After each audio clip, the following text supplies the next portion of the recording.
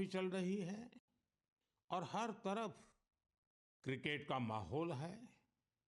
Cricket में century का रोमांच क्या होता है, ये तो हम सब भली-भांति जानते हैं। लेकिन आज मैं आप सब से क्रिकेट नहीं, बल्कि भारत ने स्पेस में जो शानदार सेंचुरी बनाई है, उसकी बात करने वाला हूं। पिछले महीने देश इसरो के 100वें रॉकेट की लॉन्चिंग के साक्षी बने हैं। ये केवल एक नंबर नहीं है, बल्कि इससे स्पेस साइंस में नित नई ऊंचाइयों को छूने के हमारे संकल्प का भी पता चलता है। हमारी स्पेस जर्नी की शुरुआत बहुत ही सामान्य तरीके से हुई थी। इसमें कदम कदम पर चुनौतियां थी, लेकिन हमारे वैज्ञानिक विजय प्राप्त करते हुए आगे बढ़ते ही गए। समय के साथ अंतरिक्ष की इस उड़ान में हमारी सफलताओं की लिस्ट काफी लंबी होती चली गई। लॉन्च व्हीकल का निर्माण हो, चंद्रयान की सफलता हो, मंगलयान हो, आदित्य L1 या फिर एक ही रॉकेट से एक ही बार में 104 सैटेलाइट्स को स्पेस में भेजने का अभूतपूर्व मिशन हो। इसरो की सफलताओं का दायरा काफी बड़ा रहा है। बीते 10 वर्षों में ही करीब 460 सैटेलाइट्स लॉन्च की गई हैं और इसमें दूसरे देशों की भी बहुत सारी सैटेलाइट्स शामिल है। हाल के वर्षों की एक बड़ी बात ये भी रही है कि स्पेस साइंटिस्ट की हमारी टीम में नारी शक्ति की भागीदारी लगातार बढ़ रही है। मुझे यह देखकर भी बहुत खुशी होती है कि आज स्पेस सेक्टर हमारे युवाओं के लिए बहुत फेवरेट बन गया है। कुछ साल पहले तक किसने सोचा होगा कि इस क्षेत्र में स्टार्टअप और प्राइवेट सेक्टर की स्पेस कंपनियों की संख्या सैकड़ों में हो जाएगी। हमारे जो युवा जीवन में कुछ थ्रिलिंग और एक्साइटिंग करना चाहते हैं, उनके लिए स्पेस सेक्टर एक बेहतरीन ऑप्शन बन रहा है। साथियों, आने वाले कुछ ही दिनों में हम नेशनल साइंस डे मनाने जा रहे हैं। हमारे बच्चों का, युवाओं का साइंस में इंटरेस्ट और पैशन होना बहुत मायने रखता है। इसे लेकर मेरे पास एक आइडिया है, जिसे आप one day as a scientist कह सकते हैं। यानी आप अपना एक दिन एक साइंटिस्ट के रूप में, एक वैज्ञानिक के रूप में बिताकर देखें। आप अपनी सुविधा के अनुसार, अपनी मर्जी के अनुसार कोई भी दिन चुन सकते हैं। उस दिन आप किसी रिसर्च लैब, प्लेनेटोरियम या फिर स्पेस सेंटर जैसी जगहों पर जरूर जाएं। इससे साइंस को लेकर आपकी जिज्ञासा और बढ़ेगी। स्पेस और साइंस की तरह एक और क्षेत्र है जिसमें भारत तेजी से अपनी मजबूत पहचान बना रहा है। ये क्षेत्र है एआई, यानी आर्टिफिशियल इंटेलिजेंस। हाल ही में मैं एआई के एक बड़े सम्मेलन में हिस्सा लेने के लिए पेरिस गया था। वहां दुनिया ने इस सेक्टर में भारत की प्रगति की खूब सराहना की। हमारे देश के लोग आज एआई का उपयोग किस किस तरह से कर रहे हैं, इसके उदाहरण भी हमें देखने को मिल रहे हैं। अब जैसे तेलंगाना में आदिलाबाद के सरकारी स्कूल के एक टीचर थोड़ासम कैलाश जी हैं। डिजिटल गीत संगीत में उनकी दिलचस्पी हमारी कई ट्राइबल लैंग्वेज को बचाने में बहुत महत्वपूर्ण काम कर रही है। उन्होंने एआई टूल्स की मदद से कोलामी भाषा में गाना कंपोज कर कमाल कर दिया है।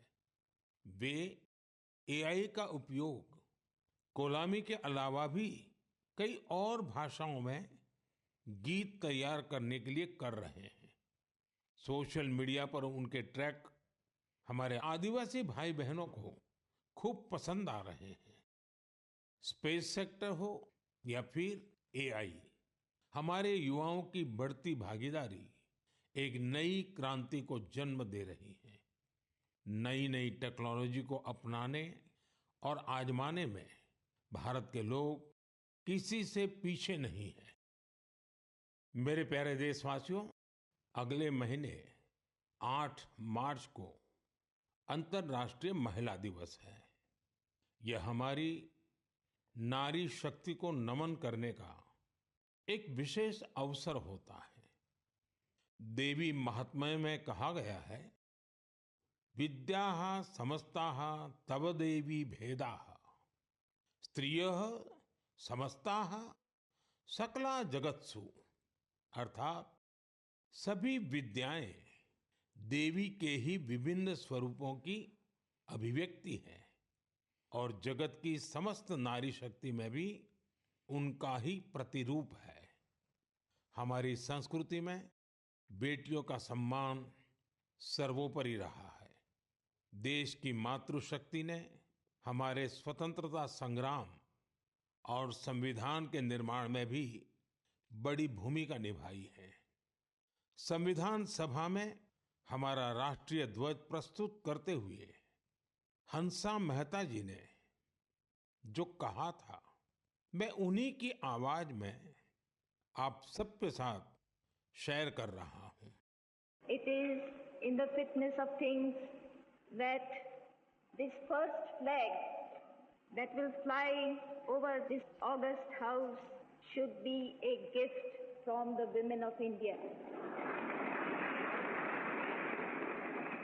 We have donned the saffron color. We have fought, suffered and sacrificed in the cause of our country's freedom. We have today attained our goal. In presenting this symbol of our freedom, we once more offer our services to the nation. We pledge ourselves to work for a great India, for building up a nation that will be a nation among nations. We pledge ourselves for working for a greater cause to maintain the freedom that we have achieved.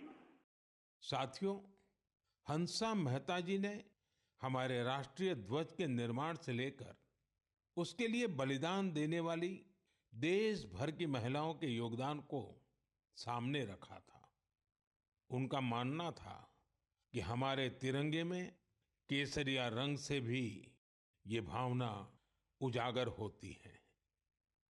उन्होंने विश्वास व्यक्त किया था कि हमारी नारी शक्ति भारत को सशक्त और समृद्ध बनाने में अपना बहुमूल्य योगदान देगी। आज उनकी बातें सच साबित हो रही हैं। आप किसी भी क्षेत्र पर नजर डालें तो पाएंगे कि महिलाओं का योगदान कितना व्यापक है। साथियों, इस बार महिला दिवस पर मैं एक ऐसी पहल करने जा रहा हूं जो हमारी नारी शक्ति को समर्पित होगी। इस विशेष अवसर पर मैं अपने सोशल मीडिया अकाउंट जैसे एक्स, इंस्टाग्राम के अकाउंट्स, उनको देश की कुछ इंस्पायरिंग वुमेन को एक दिन के लिए सौंपने जा रहा हूं। ऐसी वुमेन जिन्होंने अलग अलग क्षेत्रों में उपलब्धियां हासिल की हैं, इनोवेशन किया है, अलग अलग क्षेत्रों में अपनी एक अलग पहचान बनाई है। 8 मार्च को वो अपने कार्य और अनुभवों को देशवासियों के साथ साझा करेगी।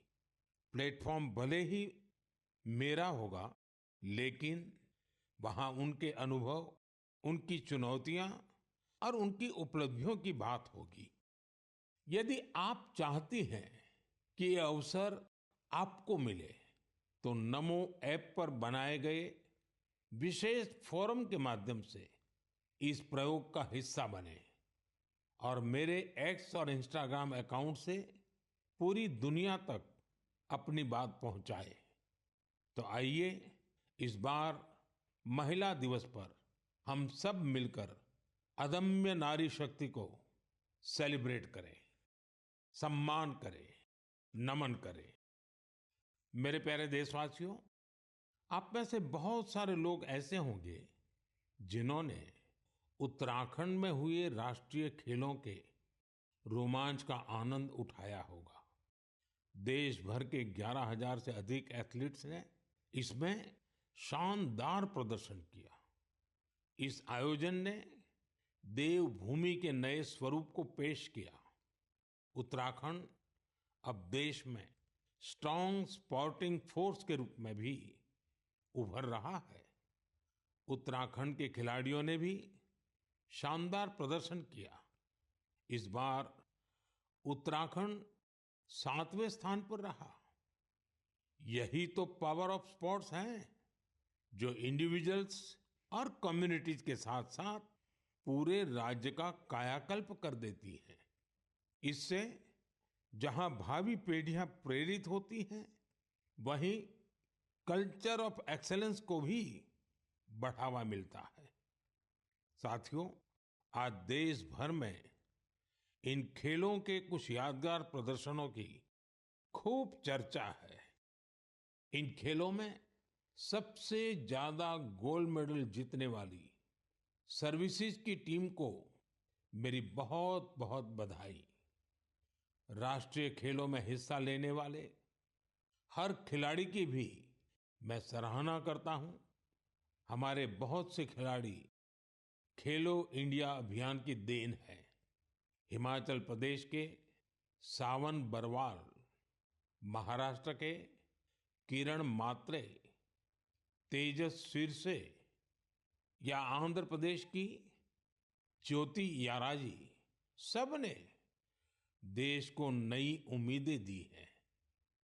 उत्तर प्रदेश के जेवलिन थ्रोअर सचिन यादव और हरियाणा की हाई जंपर पूजा और कर्नाटका की स्विमर धिनिधि दे सिंधु ने देशवासियों का दिल जीता। इन्होंने 3 नए राष्ट्रीय रिकॉर्ड बनाकर सबको चौंका दिया। इस बार के राष्ट्रीय खेलों में टीनेज चैंपियंस, उनका नंबर हैरान करने वाला है।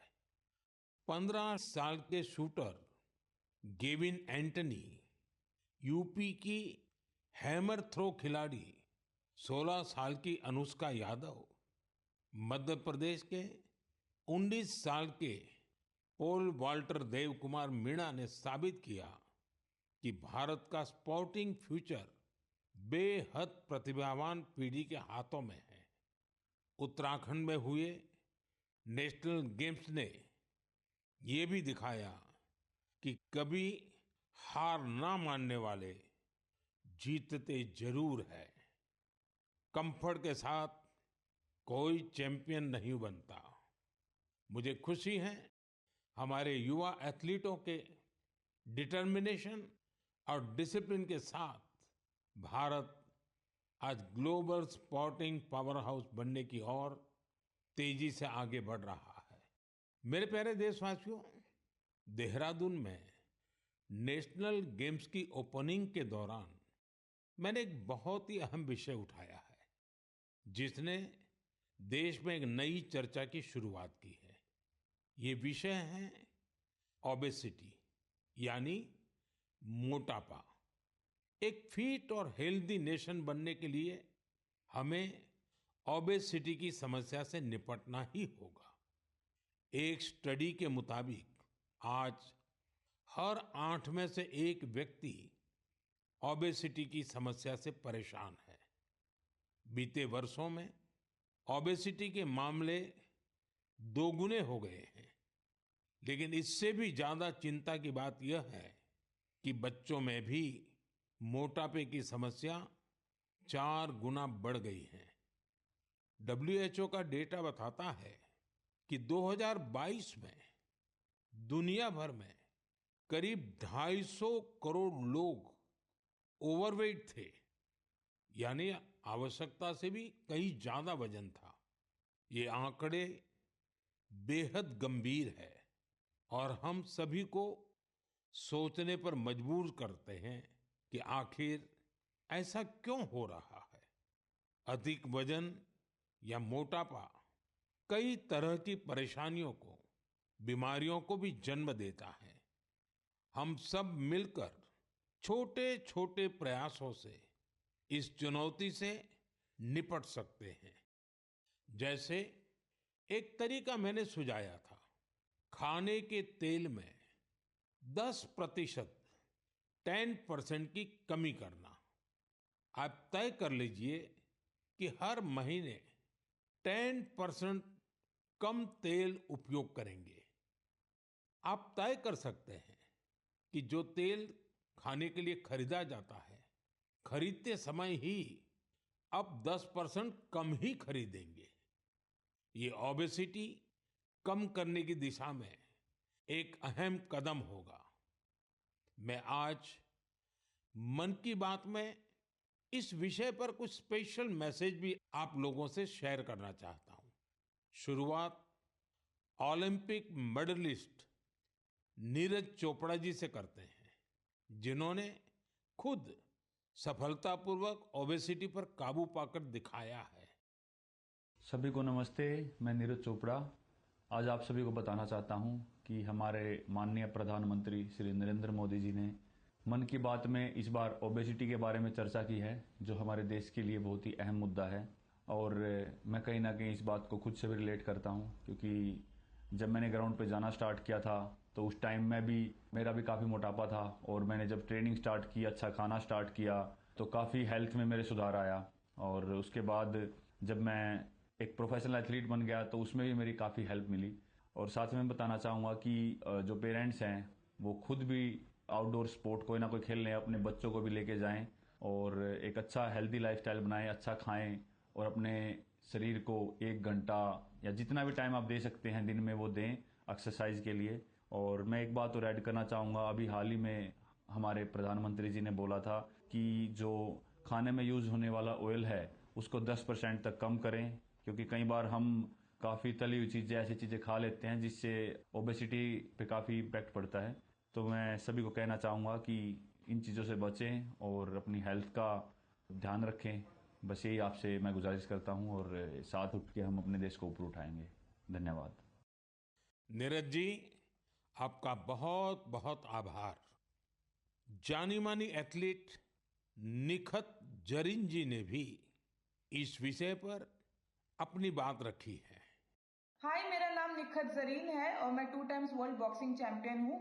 जैसे कि हमारे प्रधानमंत्री नरेंद्र मोदी जी ने मन की बात में ओबेसिटी को लेकर जिक्र किया है, and I think it's a national concern. हमें अपनी हेल्थ को लेकर सीरियस होना चाहिए, बिकॉज मोटापा जितनी जल्दी से फैल रहा है हमारे इंडिया में, उसको हमें रोकना चाहिए और कोशिश यही करनी चाहिए कि हम जितना हो सके हेल्दी लाइफस्टाइल फॉलो करें। मैं खुद एक एथलीट होके कोशिश करती हूँ कि मैं हेल्दी डाइट फॉलो करूँ, बिकॉज अगर मैंने गलती से भी अनहेल्दी डाइट ले लिया है या मैंने ऑयली चीजें खा ली, तो जिसकी वजह से मेरे परफॉर्मेंस पे इम्पैक्ट पड़ता है और मैं रिंग में जल्दी थक जाती हूँ। एंड मैं कोशिश यही करती हूँ कि मैं जितना हो सके एडिबल ऑयल जैसी चीज़ों को मैं कम इस्तेमाल करूँ और उसकी जगह हेल्दी डाइट फॉलो करूँ और डेली फिजिकल एक्टिविटी करूँ, जिसकी वजह से मैं हमेशा फिट रहती हूँ। एंड आई थिंक हम जैसे कॉमन लोग जो है तो डेली जॉब पे जाते हैं, काम पर जाते हैं, एंड आई थिंक हर किसी को हेल्थ को लेकर सीरियस होना चाहिए और कुछ ना कुछ डेली फिजिकल एक्टिविटी करनी चाहिए, जिसकी वजह से हमें बीमारियों जैसे हार्ट अटैक है और कैंसर जैसे बीमारियों से हम दूर रहे और अपने आप को फिट रखें, क्योंकि हम फिट तो इंडिया फिट। निखत जी ने वाकई कुछ अच्छे पॉइंट्स बताए हैं। आइए अब सुनते हैं डॉक्टर देवी शेट्टी जी का क्या कहना है। आप सभी जानते हैं वे एक बहुत ही सम्मानित डॉक्टर हैं जो इस विषय पर निरंतर काम कर रहे हैं। I would like to thank our Honorable Prime Minister for creating an awareness about obesity in his most popular Man Ki Baat program. Obesity today is not a cosmetic problem. It is a very serious medical problem. Majority of the youngsters in India today are obese. The main cause of obesity today is poor quality of food intake, especially excess intake of carbohydrates, that is rice, chapati and sugar, and of course large consumption of oil. Obesity leads to major medical problems like heart disease, high blood pressure, fatty liver and many other complications. So my advice to all the youngsters, start exercising, control your diet and be very, very active and watch your weight. Once again, I would like to wish all of you very, very happy, healthy future. Good luck and God bless. साथियों, खाने में तेल का कम उपयोग और obesity से निपटना यह केवल पर्सनल चॉइस नहीं है, बल्कि परिवार के प्रति हमारी जिम्मेदारी भी है। खान पान में तेल का अधिक इस्तेमाल हार्ट डिसीज, डायबिटीज और हाइपरटेंशन जैसी ढेर सारी बीमारियों की वजह बन सकता है। अपने खान पान में छोटे छोटे बदलाव करके हम हमारे फ्यूचर को स्ट्रॉन्गर, फिटर और डिसीज फ्री बना सकते हैं। इसलिए हमें बिना देर किए इस दिशा में प्रयास बढ़ाने होंगे। इसे अपने जीवन में उतारना होगा। हम सब मिलकर इसे खेल खेल में बहुत प्रभावी रूप से कर सकते हैं। जैसे मैं आज मन की बात के इस एपिसोड के बाद 10 लोगों को आग्रह करूंगा, चैलेंज करूंगा कि क्या वो अपने खाने में ऑयल को 10% कम कर सकते हैं, और साथ ही उनसे ये आग्रह भी करूंगा कि वो आगे नए 10 लोगों को ऐसा ही चैलेंज दे। मुझे विश्वास है इससे ओबेसिटी से लड़ने में बहुत मदद मिलेगी। साथियों, क्या आप जानते हैं कि Asiatic lion, Angul, pygmy hogs और लायन टेल मैकाक, इसमें क्या समानता है? इसका जवाब है कि ये सब दुनिया में कहीं और नहीं पाए जाते हैं, केवल हमारे देश में ही पाए जाते हैं। वाकई हमारे यहाँ वनस्पति और जीव जंतुओं का एक बहुत ही वाइब्रेंट इकोसिस्टम है, और ये वन्य जीव हमारे इतिहास और संस्कृति में रचे बसे हुए हैं। कई जीव जंतु हमारे देवी देवताओं की सवारी के तौर पर भी देखे जाते हैं। मध्य भारत में कई जनजातियां बागेश्वर की पूजा करती हैं। महाराष्ट्र में वाघोबा के पूजन की परंपरा रही है। भगवान अयप्पा का भी बाघ से बहुत गहरा नाता है। सुंदरवन में बोन बीबी की पूजा अर्चना होती है, जिनकी सवारी बाघ है। हमारे यहाँ कर्नाटका के हुली वेशा, तमिलनाडु के पुली और केरला के पुलिकली जैसे कई कल्चरल डांसेस हैं जो नेचर और वाइल्ड लाइफ के साथ जुड़े हुए हैं। मैं अपने आदिवासी भाई बहनों का भी बहुत आभार करूंगा, क्योंकि वो वाइल्ड लाइफ प्रोटेक्शन से जुड़े कार्यों में बढ़ चढ़कर भागीदारी करते हैं। कर्नाटका के बीआरटी टाइगर रिजर्व में बाघों की आबादी में लगातार वृद्धि हुई है। इसका बहुत क्रेडिट सोलिगा ट्राइब्स को जाता है, जो बाघ की पूजा करते हैं। इनके कारण इस क्षेत्र में मैन एनिमल कॉन्फ्लिक्ट ना के बराबर होता है। गुजरात में भी लोगों ने गीर में एशियाटिक लायंस की सुरक्षा और संरक्षण में महत्वपूर्ण योगदान दिया है। उन्होंने दुनिया को दिखा दिया है कि प्रकृति के साथ कोएग्जिस्टेंस आखिर क्या होता है। साथियों, इन प्रयासों के कारण ही पिछले कई वर्षों में बाघ, तेंदुए, एशियाटिक लायंस, राइनो और बारहसिंगा की आबादी तेजी से बढ़ी है और भारत में वन्य जीवों की डाइवर्सिटी कितनी खूबसूरत है, ये भी गौर करने लायक है। एशियाटिक लायंस देश के पश्चिमी हिस्से में पाए जाते हैं, जबकि टाइगर का क्षेत्र है पूर्वी, मध्य और दक्षिण भारत। वहीं राइनो पूर्वोत्तर में मिलते हैं। भारत का हर हिस्सा न केवल प्रकृति के लिए संवेदनशील है, बल्कि वाइल्ड लाइफ प्रोटेक्शन के लिए भी प्रतिबद्ध है। मुझे अनुराधा राव जी के बारे में बताया गया है, जिनकी कई पीढ़ियों का नाता अंडमान निकोबार आइलैंड से रहा है। अनुराधा जी ने कम उम्र में ही एनिमल वेलफेयर के लिए खुद को समर्पित कर दिया था। 3 दशकों से उन्होंने हिरण और मोर की रक्षा को अपना मिशन बनाया। यहाँ के लोग तो उन्हें डियर वुमेन के नाम से बुलाते हैं। अगले महीने की शुरुआत में हम वर्ल्ड वाइल्ड लाइफ डे मनाएंगे।